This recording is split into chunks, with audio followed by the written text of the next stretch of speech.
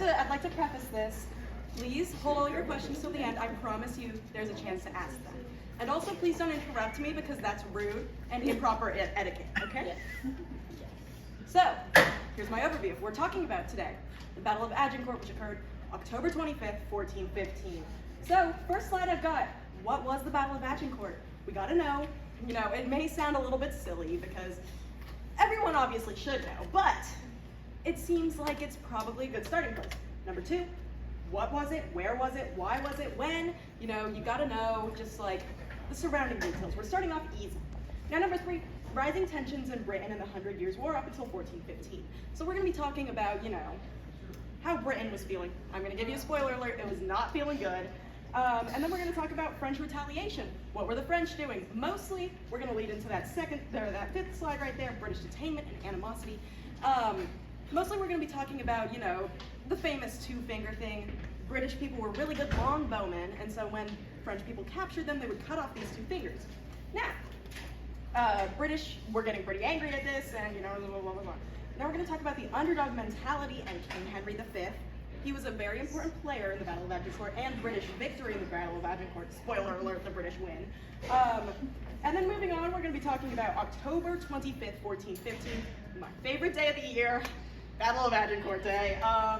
We're going to be talking about, you know, retreat, and fun fact, as the French were retreating, the British waved these 2 fingers at them, and that's why it is now the V sign, okay? Now, then we're going to be moving into repercussions and French defeat. How were they feeling? They were not feeling good. And so, you know, this is going to be the next, like, 30 minutes or so. It'll be okay. Now we're going to be talking about hand gestures and the formation of the V sign. We're going to be talking specifically about who uses it, when's it offensive, when's it okay. And then we're going to be moving on to long-lasting after effects and the disappearance from public consciousness. Because I can tell, a lot of you guys, I'm losing you. You're looking at me like, Irina, please stop talking about the Battle of Agincourt, but I swear, once we get it like 5, 10, 15 minutes in here, you're gonna be like, hey, I freaking love the Battle of Agincourt. Keep telling me more. Keep telling me more. But it really disappeared from public consciousness, even though it has some long-lasting effects. That predominantly being the equivalent of the middle finger, the V sign. Okay, moving on to our first slide. What was the Battle of Agincourt? You thought. How I would defeat the snail. Okay. So this is me, and I'm sucker kicking the snail. There's a lot of money, like a dog over there. You know. Okay. So let's start off with the rules, because I'm not sure if all of you are familiar, but you and the snail are both given $10 billion. You heard me right, $10 billion, and both of you. The snail is hyper intelligent. Always knows where you are. It's always headed towards you. Be afraid of the snail. Now, neither of you can die until the snail touches you, in which you die. But the snail doesn't. That's like kind of a not important rule. Okay, moving on. First, rule 1. You and the snail are both given $10 billion. Now, how are we going to address that? It doesn't pay.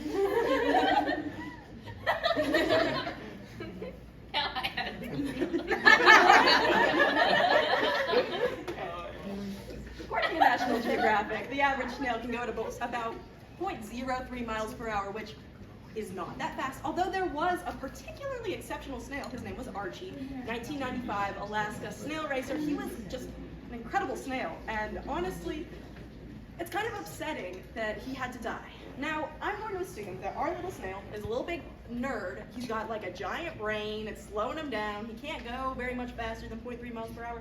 But, you know, just for calculation's sake, let's say 0.06. Let's imagine he's Archie reincarnated, God forbid. But, now, if I were to fly to the Philippines, 8,475 miles away, at its top speed, this snail, it would take him 16 years, night and day, over the water to reach me. Now, you might be saying that's a very long time, and you're right, because then, once he gets there, I'm flying back. Now, he can't touch me. You might be thinking, oh, Irina, the snail can also catch a flight, but to that I would say, all right, won't you get bored being immortal? And here's where people look at me really funny when I say, I have a solution. to being bored, and I don't think you guys are gonna like it.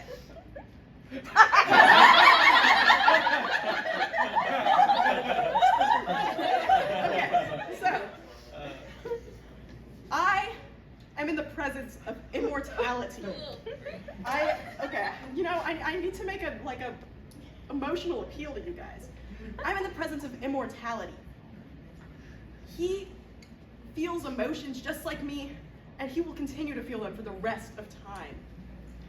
I want to be the reason that he breaks. I want to watch the spark of hope in his eyes flicker and die. And I want to be the reason. I want to know that I have that power over someone. So, you might be saying, Irina, how are you going to do this?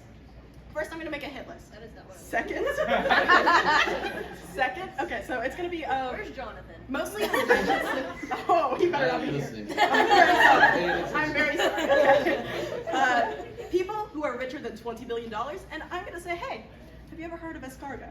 Do you guys know what that means? Yeah. So I'm gonna get some tongs, grab that little sucker, and I'm gonna be like, here, I have a delicacy for you. Put a little salt on him, and he will taste really good.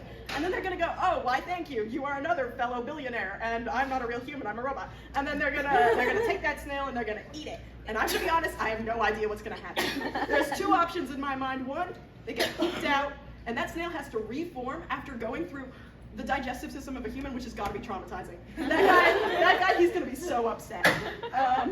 Or he bursts out of their stomach and like Alien and just goes black. And then you've essentially killed all of the top billionaires, and now I'm the richest person in the world.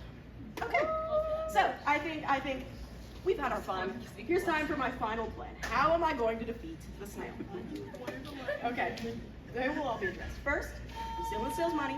$20 billion is always better than $10 billion. Next, I'm going to make this snail watch The Lion King. Also the escargot thing, but that's not important. Because when I watched The Lion King as a very young child, it made me very sad.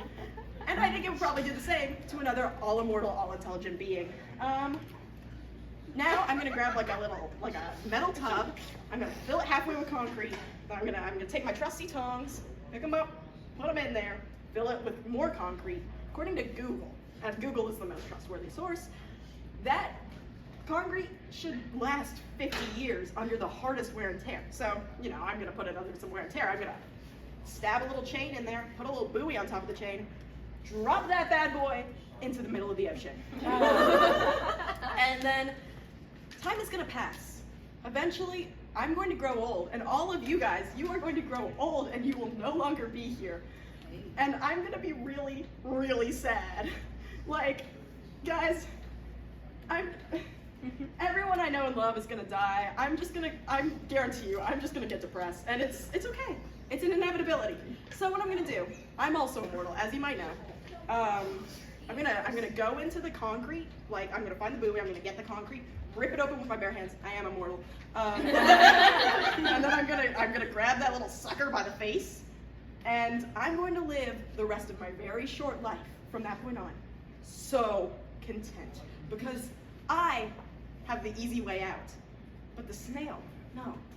The snail has to live on forever with no purpose. The snail no longer has a purpose. The snail is going to see the eventual heat death of the universe. He's going to watch everything pass with nothing he can do to change it.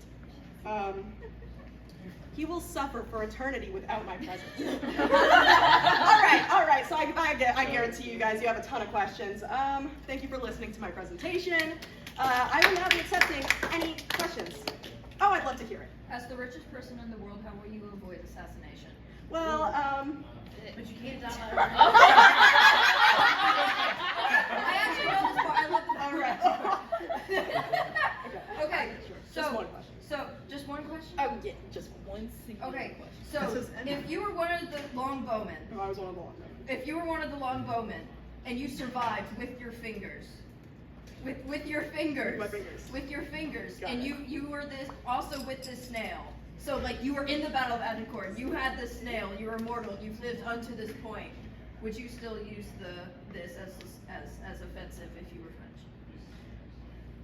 Yes. Are you? Okay, thank you very much. That's all the questions. I'm very